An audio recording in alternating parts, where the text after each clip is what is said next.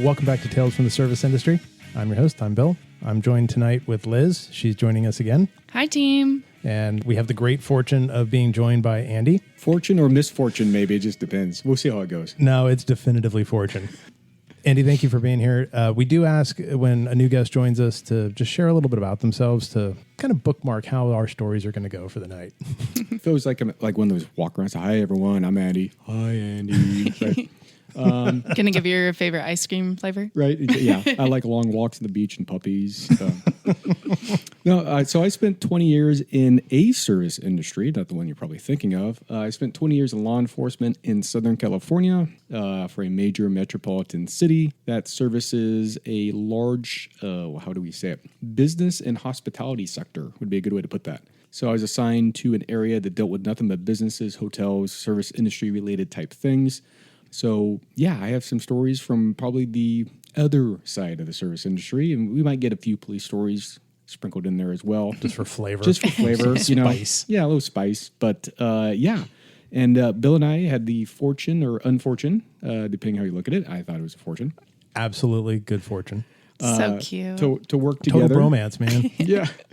To work together for quite a while. I was a frequent flyer at his establishment, and some of these stories we share jointly, and some he's only heard about, and so we might get some more details and flavors of some stories tonight. Yes, absolutely. The thing that I love about all of these stories, though, is that most of us listening will hear them and say that absolutely didn't happen.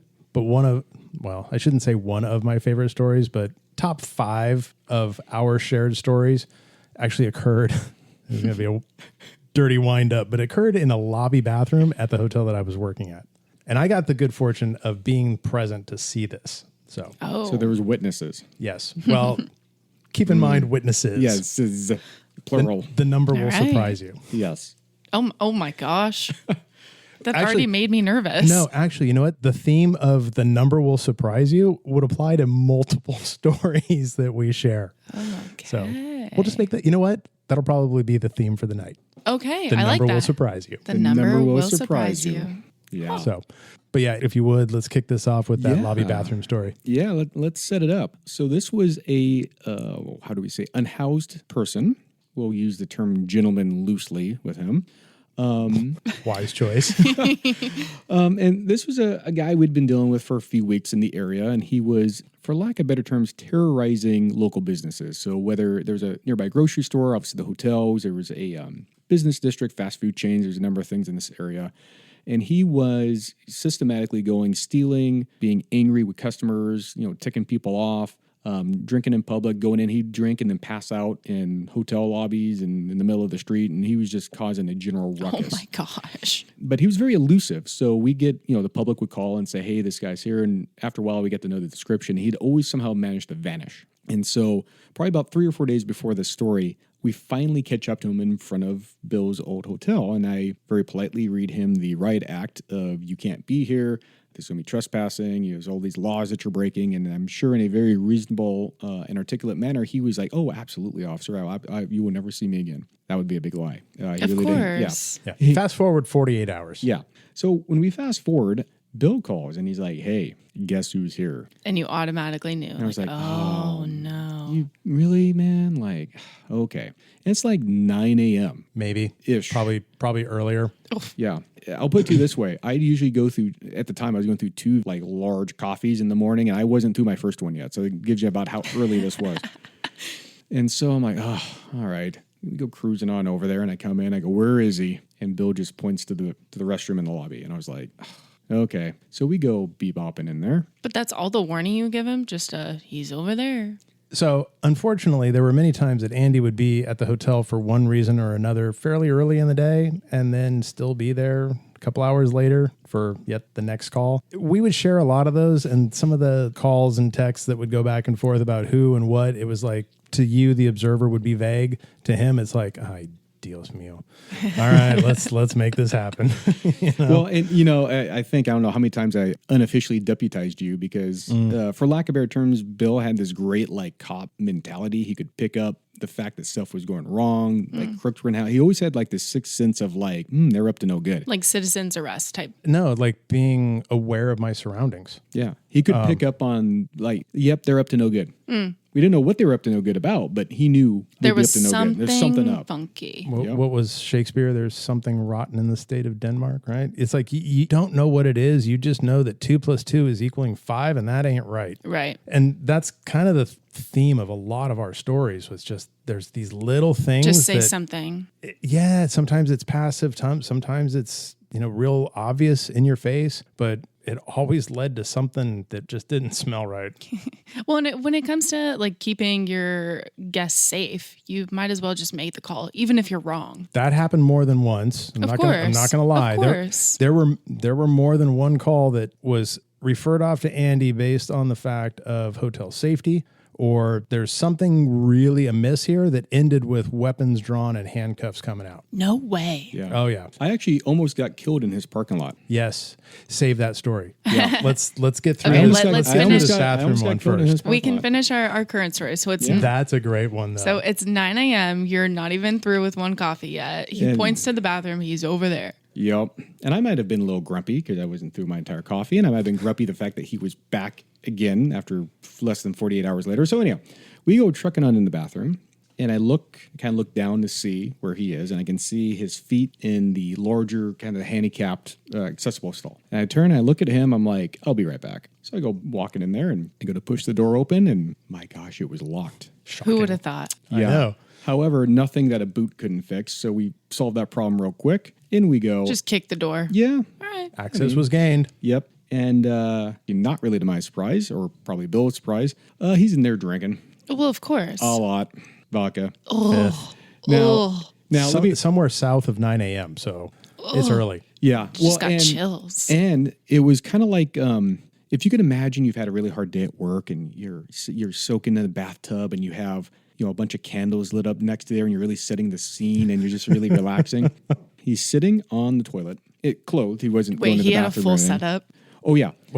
He had his vodka in hand, but he had, just like you would have candles lining your bathtub, he had beer cans lining the half wall that he had stolen just recently because they were still cold along the side. So once he was done with the vodka, he was going to systematically go down the wall of all the beers. So the vodka was the appetizer, Yeah, it was, and the beer was the main course. apparently. Well, more And carbs, Yeah. And he had them all lined up, Yeah. like on the railing, all nice and pretty and organized. Yeah. Labels facing in front and everything. Oh, yeah. Yeah. I mean, he enjoyed his beverages. I'm just trying to paint a picture. Yeah. Yeah. I look and I'm like, we're not having any more of this. I'm done. Now, please keep in mind, 48 hours prior, Andy was nice cop. Yeah. He was firm. He was matter of fact. He was very clear in what he said, but he was polite. He was professional. Cordial, maybe. Unfortunately, as Andy had mentioned, Andy wasn't through his first cup of coffee. Nice Andy failed to show up that day. Oh, for sure. You got grumpy, uncaffeinated. Yeah, he called in Yes. sick that day. So I had about had it at this point, and there was a monologue that occurred that was getting my point across very clear that it is time to go. Go ahead and share the colorful vernacular that was shared that day. Well, and so as I walk in, I look and I already know who it is. And I believe the first words out of the uncaffeinated mouth was, "Hey, you mother effer, open the effing door now." You mother clucker. To which I think he responded in a similar vernacular, which did not help the situation. Something about copulating your mother. Yes. At which point the boot was then extracted in order to force entry into the door. And it did not go very well there afterwards. So after about a 3 to 4 minute monologue of sorts and finding a reason to arrest said person, we found a few penal code violations that he needed to go to see the justice of the peace about. Handcuffs go on, and we start to walk out of the bathroom. Now, before you say to yourself, why is this story funny? You have to understand that this whole time that we are in this bathroom, the entire exchange, the deployment of the boot key to the door, we were under the impression that we were the only 3 people in that restroom. No. Was there someone in another locked stall? And as we are leaving, You hear a little, Nope. toilet flushed. Now, do you mind both just stop and look at each other and go, what the F? I wish we would have had a camera or something to look at the look. Actually, on all 3 of our faces, because the bad guy was also like, well, huh? Yeah. When we had walked in there, I had looked down to see because there's only two stalls. There's the accessible stall and there was like a normal version. And I had looked underneath to see which of the two he was in, and I only saw one set of feet. So did someone come behind you? No. So when Andy gave his opening speech, the occupant of the smaller stall apparently knew that stuff was about to go down. So they wanted to And their hear the tea. And their feet went up. Yeah. We didn't notice that. I think a few things got sucked up real tight into that stall. Pucker factor was absolutely high. Yeah, because Bill was behind me to ensure that there was no accessories to the crime that may try to come in. Yeah.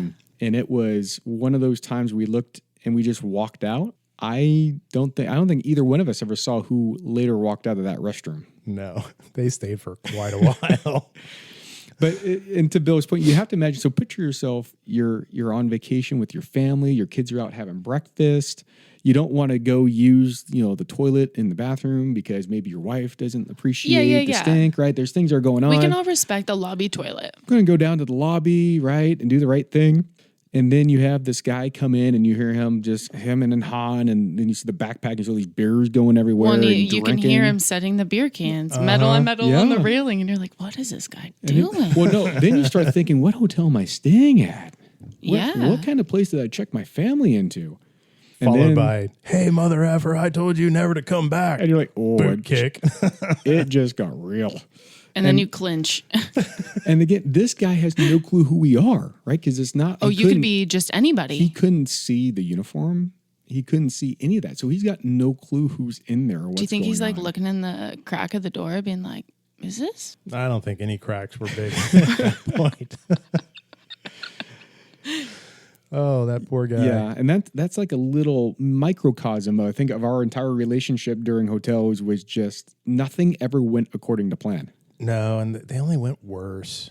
I mean, the hotel was in a fine part of the town. It's just that the town wasn't all that fine. Like, there was one day that I came into work.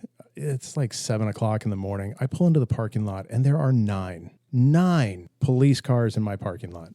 And you're like, oh, good morning. And it's like, okay, what is going on now? I walked into the lobby. The front desk agent looks at me. I handed her my backpack. I said, what room? Yeah. She's like 516. Great. That was the total exchange. Well, you're not gonna sit down and like get comfy. You're gonna go assess the situation. Right. But I mean, like she knew exactly what I was talking about. Oh, right? Walk up there, knock on the door. I don't remember what his name is, but one of the sergeants that was always on that beat was there. And he opens the door and he looks at me and he's like, oh God, you're gonna love this one. Apparently the guest that had been in the room had been dealing heroin and had sold heroin to someone. But what they sold that person was not heroin. Apparently, it was like 3 or 4 pieces of dog kibble wrapped in aluminum foil. Now, you're going to sit here and say, well, okay, wait.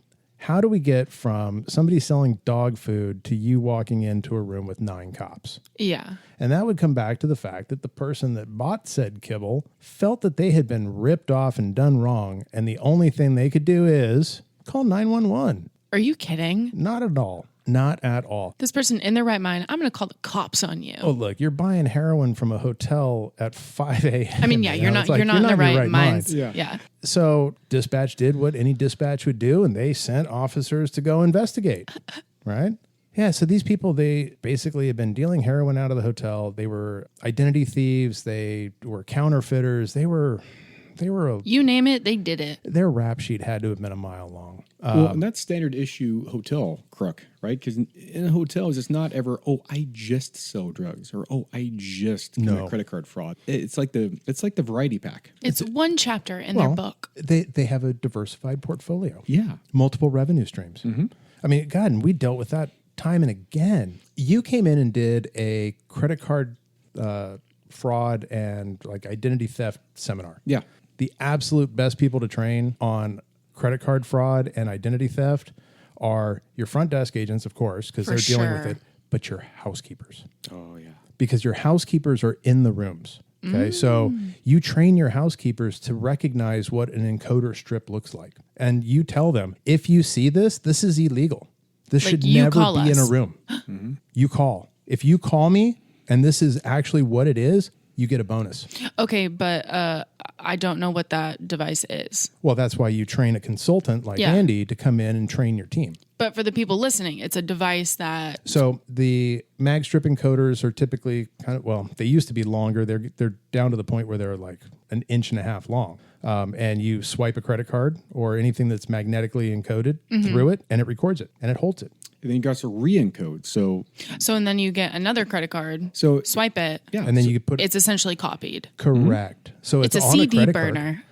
Effectively, yeah. Okay. So, when you go to use it, it's a credit card. It's got the numbers on it. It's But- got a name embossed on it, but the number on Doesn't match. the number embossed does not match the number encoded. Wow. So you're training housekeepers to recognize this device. Yeah. And what will happen, they'll come in and they'll have, back when I first started, they had the re-embossing machine. So they would actually, you could emboss the name on the front of the card. So you could re-emboss a card with your name and the other person's number. People get Which is so how they started. creative. And then, then they had the re-encoders. Like I said, they used to be kind of big and they looked like Yeah. the old, like the brick cell phones. They were about that size, the old, Okay. big, huge cell phones. And then now they're small.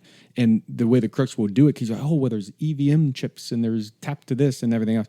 Well, what you do is you go, my card hasn't been working. Here, let me just swipe it. The chip hasn't really been working. Yep, and you swipe it, and then that goes through because it's got your credit card number and information on a card that is not what it belongs on, right? So you can manipulate this stuff, but they always leave it out in the open. So when you train the housekeepers, they can go and they see an embossing machine, a re-encoder, printers, check washing when that was real big, acetone and the big dishes that they would wash Yeah, checks on. yeah.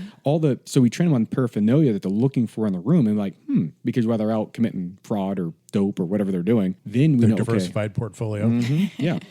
Then we know, okay, hey, this is in the room. I don't know if it might have been your hotel. A few times we get a warrant and then we'd lay in wait in the room. So we'd like hide in the closet and like wait for them to come back, and they'd come in from criming or whatever. They're ta-da! Hey, cops are here. You're all under arrest. So we would, we'd catch some of these folks by just having, guys like Bill at the front picking up on something, housekeepers reporting something, front desk. That's how I almost one got little killed at your hotel. People calling 911, which is how we led into the rather large party in one of the rooms. I mean, the way the information comes in, it would blow your mind. I'm impressed. Okay, so Back to your kibble. yeah, so I mean, the kibble one was, I come in the morning, there's 9 cops in my parking lot, right? That these people called on themselves. Well, no. The person that they sold the dog kibble to called the police on them, right. So, the cops show up to arrest them for, distribution of heroin, and they find that there is credit card theft that's going on in the room. They found, I don't even know how many bags of brand new clothing, shoes, etc., that still had the security tags on them, price tags on them. So they hit the treasure trove of additional charges, and it's like there were Ross bags, there was the Rack, there was like all these different shopping bags that had clothing in it with the related tags. So it's like, okay, well, that's 1 count, that's 2 counts. Oh, all that's the 3 different counts. stores. Yeah, Yep. every store they hit. Yeah, because So- what they'll do is they'll go buy it with a bogus credit card. And well, if it works, they go again. Different store. Right, but the way that you convert that into money is they'll buy it all and then they go return it for a gift card or Yeah. for cash. Yeah. And then now you have hard cash in through bogus credit cards out, or they'll try to sell it on, whatever, some online platform. But For usually sure. they'll try to return it. When they go to return the charge, the card will bounce back as no good. And they're like, oh, I had fraud on that card. Can I get a gift cancel card, it. or can you give me cash for it instead? And so that's how they would exchange. Whole system. Yeah. So did they get charged for heroin? They got charged for all of it. They got But they charged didn't for actually sell heroin. no, but they were in possession of. So Oh, they were, and the intent to. So as the cops were going through the room, they were looking for all of that stuff. Now, here's the other thing that was crazy is that these people had checked in the day before, and there was so much stuff in the room. It would have probably been like 20 bell carts worth of stuff to get it out. My gosh. And reviewing the security cameras, when they checked in, there were 6 people that checked in. There was 1 bell cart. So they did it all in a day. They did it all in a day. Separate and conquer, man. Yeah. So over, they checked in at like So 3 how many o'clock in the different afternoon. credit cards did they have? 6 different people? Oh, in like a 10-hour period, they filled the room with stuff. The cops walked out of there with, I don't even remember how much heroin, but they took away a whole bunch of loaded syringes. They left the other stuff. We counted 36 used syringes in that one room alone. Ugh. Yeah. And that was, A day. well, no, they checked in around 3 o'clock, and the whole thing started to go down around 5, and I showed up at 7. So, we're not even talking, 12, 14 hours? 15, 16 hours. Yeah. The most ironic part of it though, is that one of one of the girls that got arrested was wearing a pair of shoes that she had written on the toes, "Oh, the places I'll go," like the Dr. Seuss line. Unfortunately, it's going to be to jail. Yeah. And everything in the room that was theirs, we were ordered to discard. It's Just like, throw it away. yeah, the sergeant was like, all of this needs to be bagged and disposed of. None of it goes into lost and found. None of it stays. It goes. Well, it's stolen Okay. property. Yeah. Well, yeah, but I mean, like we had to hand pick through every single thing to ensure there were no sharps because of how many we found. And we Yeah. found loaded rigs with In their the clothing bags? and belongings. Oh, yeah. Yeah, 'cause that the they're- cops had missed. They're so high though. I mean, they stash it everywhere. Sometimes they'll put them in like pants pockets, jacket pockets. Outwards as a booby trap for the cops, or like as an ambush. So like if they know they're going to get searched, that the I'ma stick cops, you. yeah, the cops get pricked with the needle, and then who knows whatever's on the end of that thing. Yeah. I worked with the guys that have gotten pricked that came down with all kinds of nasty viral nonsense. One of them, the prick got infected, and it permanently scarred his finger in a C shape. So we couldn't straighten it. Couldn't straighten it, so he was permanently disabled because of the infection that happened. I mean, there's just all kinds of things when it comes to like these rooms and credit cards, because where there's credit cards, there's dope. Where there's dope, there's usually guns and weapons. I mean, there's all kinds of things that start to, it just is like a spiraling effect. Yeah. But yeah, multiple streams of income. Yeah. So every single person in that room went to jail. I mean, the amount Oh, of yeah. the amount of loss for all the stores, the amount of time, the amount of labor and everything else that the hotel had to deal with, it was like, good, go. Yeah. Just get out. Yeah, and what I would do when I was on those calls, I'd always go down and I'd tell, whoever it was, hard charge this room right now. Because what happens is you put the card down and they pre-authorize. Well, even if the card's been reported as fraudulent or anything other than essentially canceled or as a bogus card number, a pre-authorization will usually go through. By and large, it's just checking to make sure that, okay, the number is good, it's actually with the correct banking institution, everything seems on the up and up. And crooks kind of know that. So they will check in for one day. And if the card works, they will extend for one more day. Because they don't have to go back down. Well, not only that, but they don't know how much money or how long this card's going to last for. So it's until just someone gonna reports that it's stolen keep and they shut it down. trying. So they'll extend a day and extend a day and extend. They'll keep extending. Some hotels won't actually hard charge that room. They'll just add another pre-authorization and another pre-authorization. So they'll get the 3 or 4 or 5 days or a certain dollar threshold, let's say $1,000. Then they'll hard charge it, and then bing, it'll bounce back as fraudulent, closed account, whatever it is. Now they're out $1,000 or whatever the case is. And so And these then, crooks have been there a week. Yep. You're doing who knows what. And so every time I catch them, I like hard charge it right now, because if it comes back bounced fraudulent, now I have a crime. Now at least I have enough reasonable suspicion to get into that room. Yeah. And you don't have to worry about certain things like warrants and other things. There's some legal things that as soon as you're not supposed to be in there, some of these protections are relieved from you. So there's some legalities to get in there. But the further and further they would go, I'm like, you're just incurring more and more loss to the hotel, which was for me, I can now charge it. I have more charges because of the higher the amount, but it's more issues for the hotel. It's more cost. It's more recovery. It's more complaints. Some of the hotels have that 0 tolerance, 100% satisfaction guarantee. You don't like something, you're going to get your stay for free or whatever. So now Right. you have all these crooks that are causing not only whatever loss they're incurring, but now all the other rooms that they do a service recovery on because they're complaining of loud parties, the smell of drugs down the hallway. Who knows what's going on, right? And who knows what you're going to find in that room and what you're going to have to repair, redo, how long it's going to be out of service. There was one room, they'd been there for, I think, 3 nights. What tipped them off was they ordered the entire left side of the room service menu. Just that whole page. Yeah, they ordered the entire page. So I was like, I don't know about this one. It's kind of odd. So it took them a little while to call. So they eventually called. Well, by the time we got there, when their food didn't show up, they split. They were gone. However, when we walked in the room, there was absolutely nothing left. The whole room was The empty. entire room was cleared out. The bed frame. I How'd they- heard how'd they- about that. Yeah. How'd they get everything. it out? And I'll tell you this. And anything they couldn't get out. So like, because the TVs. Something fixed to the wall? Yeah, they took off the fixtures of the dresser and the bureaus that they couldn't get off. So they took even the hardware fixtures off, like the drawers. They took the shower The head. drawer pull. Yeah, drawer pull. They took anything that literally was not glued to a wall or anything else was gone. And no one said anything. No one saw anything. Gone. Oh man, those people are moving a mattress to their car. Weird. Just Yeah. don't say anything. Yeah, everything was gone. Oh, that mini fridge. They must have brought it with them. Nothing. Yeah. Man, train your employees. If you see something, say something, man. It's weird though. I mean, there are times we had coin exchanger or a dollar exchanger, $1 4 quarters out kind of a thing Oh, okay. for our guest laundry. And somehow it went missing. The whole The machine. whole thing. It had I'm sorry. This is all so bizarre. it had been bolted to the floor, and it was in a room that was under a lock. You had to have a guest key to access the guest laundry. And in that guest laundry was the coin machine. Yeah. Bolted down, and there you are. Came in one day and it was gone. Called the vendor. Why'd you pull your machine? We didn't. Well, then we got a problem because it ain't Where'd here. it go? Well, that's not the only thing. ATM machines would walk out all the time, all the time. I couldn't. Probably in How? 6 years, I took 3 reports of ATMs that gone. The whole thing, the whole machine gone. In fact, we had a guy. Speaking of the coins, we had a guy that he had figured this thing out. People think crooks are dumb. They're not dumb. They just apply themselves in illegal manner, right? A lot of them are very intelligent. So this guy, brilliant. He goes. He starts a legitimate LLC as a coin laundry operator.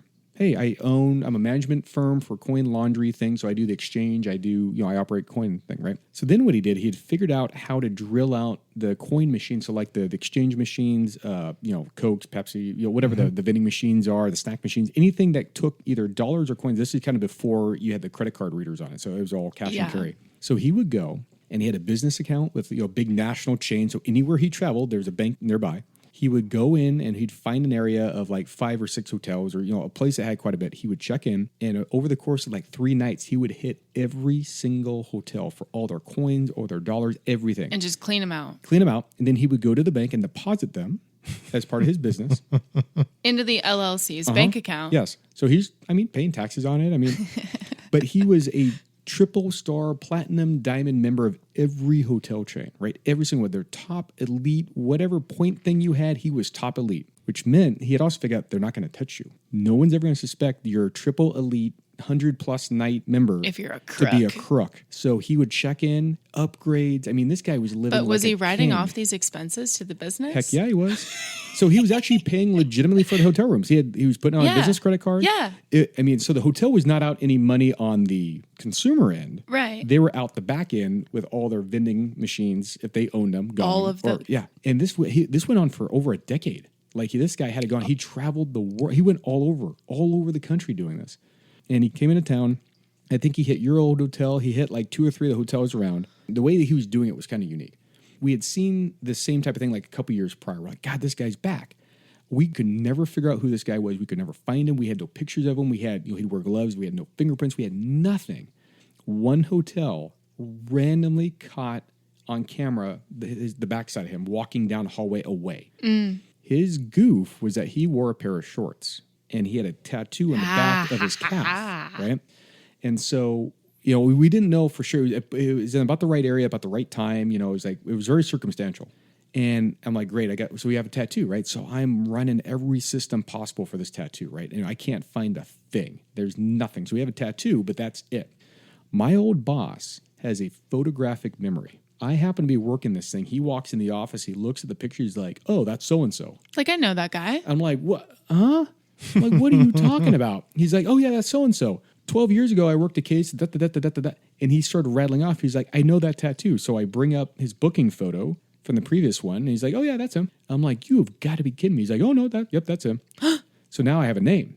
So now I start going to every front desk. Hey, is this guy here? Sure enough, he pops up at the biggest, most expensive hotel we have in town. Wow. And they're like, oh, what? Oh, what? Like oh, he's a big goodness. member Oh, yeah, with he's this "Ooh, triple, what's going quadruple. on? I don't, yeah, he's like a triple tier elite platinum Like black I diamond. can't call him out on I this can't. crime. Oh, no. Oh, goodness me. No. I'm like, I'm pretty sure he's a crook. No. He's spent tens of thousands of dollars. He's on our VIP list. He's a frequent stayer. All this but jazz. At least we knew where he was. So we ended up setting up a surveillance that night. Sure enough. Goes to the laundry room or vending machine, whatever. Nailed him. Yep, we got him. First time he'd been caught over a decade.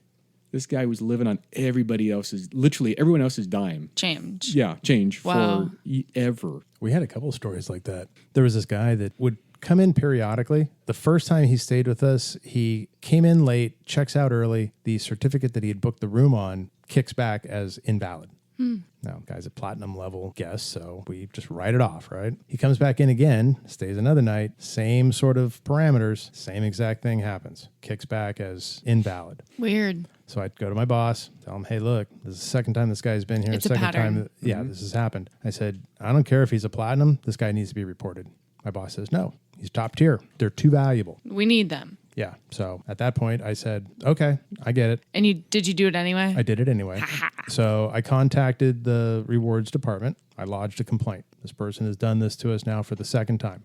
I said, is it or is it not unreasonable to anticipate that all of our guests, including a top tier rewards member, would settle their charges? The customer service person says, absolutely. Great. Thank you. Thank you so much. And that's it.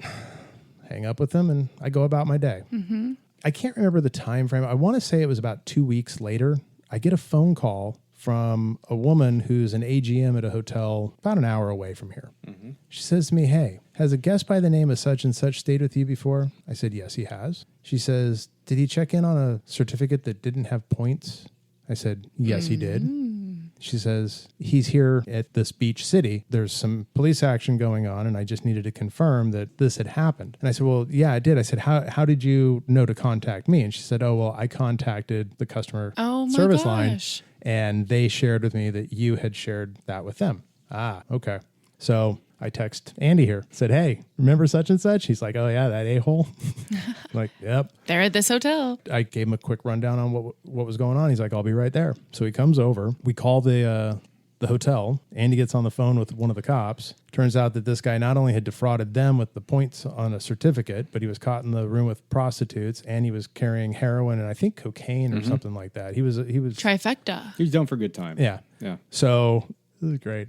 This is like way too late in the day to be going north on the 5. You know what I'm saying? He says to him, okay, here's what I want you to do. Book him in to your city's jail. Book him in. I'm going to get on the freeway. I'm going to come to you. When you're done with him, I'm going to arrest him and take him back south. We're going to arrest him twice today because it was multiple charges. Yeah.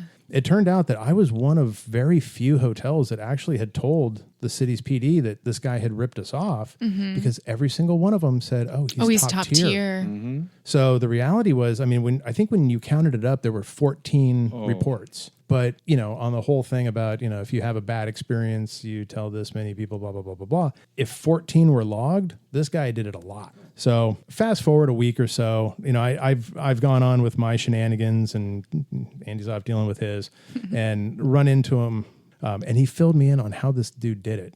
Since you were there and you heard this, I'll let you take this part. But this dude was brilliant at the time. It wouldn't work now, but it was brilliant at the time. I almost forgot about this, but as soon as you started mentioning it, this is one of those cases that still is up in my crawl. And I'll kind of get to that part of the story. Once you called, and I think you had called like after the second time, after you called reward, you're like, hey, this guy's up. He's probably going to be around. Didn't make a report, but it's like, hey, just put this dude on your radar, right? Like, here's a name. Just put him on your radar. Sure enough, a couple more hotels were like, oh, hey, some guy stayed on a certificate. And then I heard it outside of the city. So we had an association kind of like all these different area hotels. And they were like, yeah, this guy stayed with us. And so I was like, oh, this guy's a habit. So by the time that Bill had called me back and said, hey, he's up, and I had my own reports. I probably had like maybe 4 or 5. But it ended up being 14 different counts just in our county that I could find. I called the rewards people and tried to get them to like, hey, how many bogus nights if they were tracking it? And they had a few more. And so we were building a case. Anyhow, long story short, he was about $120,000 worth of defrauding on certificates, give or take. Yeah, the guy was making a living on this thing. So I drive up an hour and a half in traffic. I get this guy. And so I sit down, I interview him, and he's playing the hard, like, what are you, dumb cop? What do you got? He's like, playing what do you know? What do you know, right? And so I'm working on him a little bit. And so he finally starts to come around. And he's like, all right, you want to know how I did it? I go, well, I mean, if you're willing to, I'm not sure if I'll understand, but if you want to tell me, I mean, I'll listen, right? So I'm playing a little bit like the dumb, right? He's like, I'm going to tell you exactly how I did it. And not only that, as soon as I get out of this place, I'm going to do it all over again. Whoa. And you can't do anything to stop me. I was like, oh, I'm sure you're absolutely right. But yeah, so go ahead and tell me, how did you do it, right? Please share. So he had been in the service industry for a long time. He came from the airline industry originally. And so he had figured out with the airline he was working for how the reward systems worked in issuing certificates and rewards based on points and status. So he had worked the back end of what Bill was saying. Oh, no, they're too valuable and you can't touch them. So he kind of knew. He was in this really plush overseas job. He was the head of some terminal at some international airport. And then the airline downsized and brought them all back to the U.S. And then he was miserable because he had to pay taxes and all this other stuff. So he was living like tax-free overseas, making six figures. I mean, he was living the dream. He comes back here. His girlfriend left him, all kinds of. So his life slowly started to like fall apart. And then he was like, screw this job. I don't need this. And so he quits. And then it starts to go down this spiral of like using drugs and prostitutes. And so he ended up in like this spiral. But he knew how to play the system. And so what he did, he goes, I bet you hotels work the same way as the airline industry did.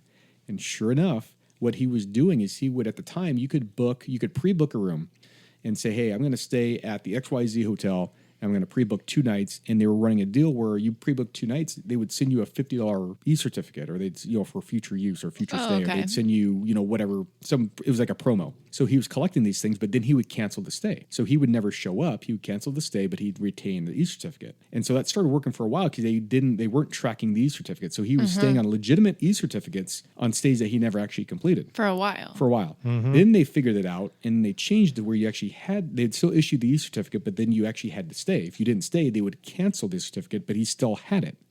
So he was going around and staying on all these bogus certificates of booked stays. Even though he wasn't staying at the time, they were still counting it as points towards his room. So you'd still get point nights towards status. So he had worked this whole thing out to where he was writing this way, and he wrote it for almost a year. Slowly, people started calling because now you could only do that for so long before you're not going to write it off anymore. Well, in the same county. Mm-hmm. He was bouncing around about 3 or 4 counties, but for the most part, he was in the same 2 that were kind of right next to each other. So he was kind of bouncing between the county lines, staying at like different chains within the brand, right? So he'd go, limited service, full service, luxury. So he was kind of bouncing around trying to play it off as best as he could. The thing that got up my crawl about this, I get this whole thing out and I got him, right? I do him for fraud. I do him for $120,000 of fraud. I do him for multi-jurisdiction, right? I mean, I'm all in. I spent like 4 hours in traffic. Then I spent like another I got to get something out of this. This police report was about 13 pages long, solid text. Because I had to lay out the fraud. I had to lay out how he was doing it and who the victims were in this, right? So I get the whole thing laid out, this whole thing. It goes up the detectives are like, this is rad. Yep, we're done, right? So it goes over the DA, right? We're all like, all right, we're going. DA threw the whole thing out. Why? Threw the whole thing out. Let him go. And now I'm ticked. So I call over the DA. I'm like, dude, I spent, I don't know how many hours on this thing. Like, what's wrong with this thing? He's like, it's too complicated for a jury to understand. You go, what? No one will convict him? No one can understand the fraud. Now, you laid it out. He goes, I get it. And everyone else at Reddit gets it. Like, we understand how this thing worked. But you try to put this in front of a jury, they're not going to figure it out. So we're not going to waste our time. So he's free. And he was right. Because he looked right, square me in the eye. He goes, I'm going to do it again. There's nothing you can do about it. He was right. I mean, okay, this whole episode, my jaw has just been on the ground constantly. Oh, God. And we haven't even gotten to the best stories. We haven't even got through the good stuff. We're still in the appetizer course. I am absolutely blown away. So is he still doing it? This probably, the way he was doing it, not now, because they've changed this particular brand. I think pretty shortly thereafterwards started to change the way in which they issue the certificates. Okay. And they don't even do it anymore. I haven't seen a hotel brand in recent years that will pre-issue or have an offer of like a return of funds for staying. So I haven't seen that offer in a while. I'm sure he figured out something with the times changing, or maybe he got his life together. You never know. Cute kid. You're new to this game, aren't you? Yeah. She's got unicorns. Yeah. Sprinkles and rainbows. Yeah. I am the hotel unicorn of the crew. Oh, God. Okay, so let's see. Another one of my favorites. Working one afternoon. I think we touched on this in a different episode, but now that we have Andy here with us, you might have teased it previously. I think I did. Actually, no, I know I did, because this was the man on the ledge conversation. I shared a story about about a guy on the ledge. Yes. I think you were here for I that think one. I'm pretty sure. Not metaphorical either. No, this is No. literal. literal ledge. So for those of you that follow, sorry for a retelling, but at least you got now the first person perspective of the cop that was there. But so what happened was I'm working the front desk. We got a call from Expedia saying that reservation for such and such name is fraud. So I pull up our system and lo and behold, the guest had checked in like 4 minutes ago. Oh, Literally a minute before or two before the phone call. nothing you can do. They were shady at the time of check-in. I get this call from Expedia. My first message is to Andy, hey, I need your help. I got fraud, blah, blah, blah, blah, blah. So we go up to the room, knock on the door. Girl comes to the door. Hey, we got a call from Expedia. There's an issue with the reservation that it was flagged as fraud. Oh, she says. Let me get my boyfriend. Now she's barely opened the door, like trying to be. Very aloof. I don't want you to see Yeah. what's behind me. So she tries to close the door. Andy's foot goes in the door. It says door stays open. Now it's not open all that far, but it's But it's We open. can kind of see into the room, right? You got entry. Yeah. So let's put this into perspective as how we're looking at it. Andy's standing right in the middle of the doorway. Doorway, as we're looking at it, opens to the left. I'm standing to Andy's left. There's another one of our managers standing to the right. Now, the guy to the right can see who he's talking to, but only sees a wall beyond that. Where I'm standing, I can see the guy, but I can see through the room all the way into the bedroom area. Okay. Okay. So guy comes to the door. Hey, we're here because of the fraud, blah, blah, blah, blah, blah. Oh, that's my girlfriend's card. This is the girl that just said it was her boyfriend's card. So we start getting this weird little back and forth thing. I look over, Andy's clearly surveying the situation. I can see it on his face that he's not happy with what's going on. You can watch him thinking this all through. I know what's going through his mind. I know he's like, okay, there's one And you know it's not good. there's one female, there's one male. And then somehow there's a third person, a second girl that now makes herself known. And we're like, we need to see everybody. Like right as that happens, I saw a head in the bedroom and I said, there's someone in the bedroom. Boom, gun comes out. And like, Wait, you're the cop in the story? he's the cop in I the am. story. No way. So gun comes out where I'm standing. I'm like, he's not pointing at me. I don't give two F's, Business right? end is looking the other way. We're all good. Yeah, doesn't matter to me. But Yeah. the guy that I'm with is standing behind him, and he's a shorter guy that puts his eye level directly in line with Andy's outstretched Glock. And Oh, boy. the fact that dude's eyes became the size of salad plates was amazing. Amazing. But then, as that all happens, there's radio calls, there's all this stuff going on. And it's the guy had pulled the window out and had crawled out on the ledge. Yeah. This is on the fourth floor. It's not like we're on the ground. No. No, I mean, this is a 40-foot drop. This would have killed him. If you jump, you're done. Yeah. So, this guy goes crawling out and people at the pool are calling 911. And, my hotel radio is going off that there's, somebody on the crazy. ledge. We can hear sirens coming. And all of this just goes south so quickly. It's just ridiculously fast. All these cops show up because you had actually called for backup because things were getting out of control and the smoke wagon is out. So we're not sure what all the sirens are. And then there's this situation in front and it's like, what the hell is going on? And then other cops start showing up. And then my favorite part of the cops' arrival was the one dude that showed up that missed the elevators. So he took the stairs. And even though 4 flights of stairs, he gets there, he is gassed. So winded. Oh my God, like he's bent over at the waist. What is he going to do? Yeah, exactly. I'm here. What is he going to do to help the situation? Some of my peers were not the pillars of physical fitness they should have been. That's a good way to Aren't put there that. aren't there tests? Yeah, but Or of tact. or that either. Yeah, so from my point of view, this whole story, got this call probably 5 times a day. Hey, there's a fraud. Because a fraud, as much of a pain as it is for a hotel, it's 10 times the pain for the cop. Oh, at least. Because your day, we call it stepping in a bucket. You stepped in a bucket because at least the next 5 hours of your day is completely done because you have to track down victims. And then again, where there's fraud, there's all kinds of other crime. Each one requires a certain amount of investigation, charging, evidence booking. There's all this stuff behind it. So there's no such thing as like An easy fraud easy case? fraud. There's doesn't exist. So he calls, it's another fraud case. I was like, and it was a little bit later in the afternoon. I think I had like 3 or 4 hours left. I'm like, well, There good goes thing- my day. Good thing I love Bill because this is shooting my day right in the foot. Yeah, and keep in mind with credit card fraud specifically, Okay. You check in on my credit card that's been stolen to his hotel. Mm-hmm. He's not the victim. I'm the victim. Yeah.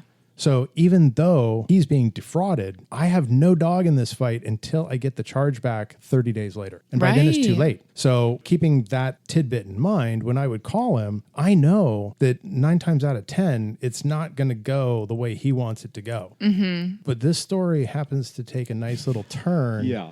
That helps avoid that 5 hours of unnecessary paperwork. Okay. And what I would do too, there's some ways, you have to get a little creative, but there's some ways to work around. I would make the hotel like the initial victim because they would be out, we'd find a loss, right? They would find some hard, tangible loss that they're out of that I can assign as part of the elements of the crime to the fraud. So I'd always find a way until I got a hold of the victim, of the card, and all this other stuff. At least I had something that I can start with. I had some legal basis to at least grab them and hold on to them until I could work this a little bit further.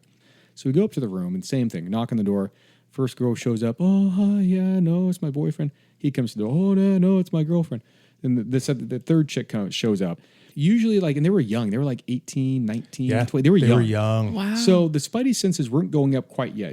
So in my head, I'm like, young kids, they're probably either they ran away and took like mom or dad's credit card because they didn't like. You're trying to figure out the backstory of what are they doing? Young and dumb versus career criminal. Yeah. So I'm thinking, and we'd run into that occasionally, right? And so when they're young, it's either they're missing, run away, or they're being trafficked. Get a little bit different sense from those types of cases.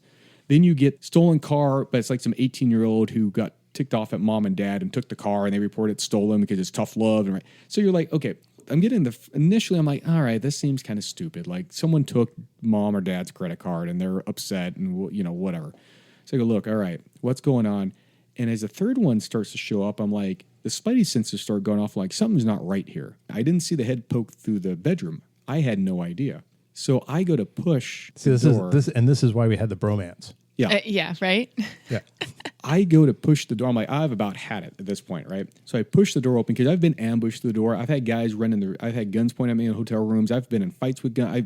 Bad things happen in some of these rooms. I've chased people through hotel rooms with guns. So as soon as things start starting to feel right, I'm like, all right. Out comes the smoke wagon. I throw the door open just to put everyone on the ground to figure out what in the world we got to get everyone detained. And all I hear is screaming from outside. Bill's radio is going off like bananas. And I'm like, something's not right. And I look in It's all that quick. And it was so fast. Probably about 2.5 seconds. This whole thing goes down. And I start to hear sirens. And I'm like, okay, you see, they're all coincidental. Or it's like the fire truck going by or something, right? But I'm like, something's not quite or right. It's something here. Yeah.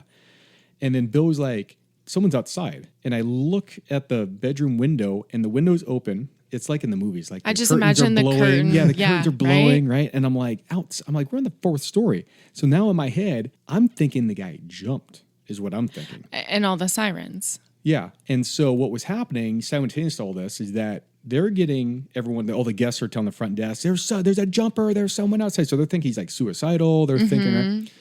Now, there's other people that are seeing that are calling 911 directly to dispatch saying, hey, there's a jumper at the hotel. It's coming from all angles. It's coming from all angles. My radio is about half mast and it starts going out. So I didn't catch that part as I'm pointing guns at people and yelling, right?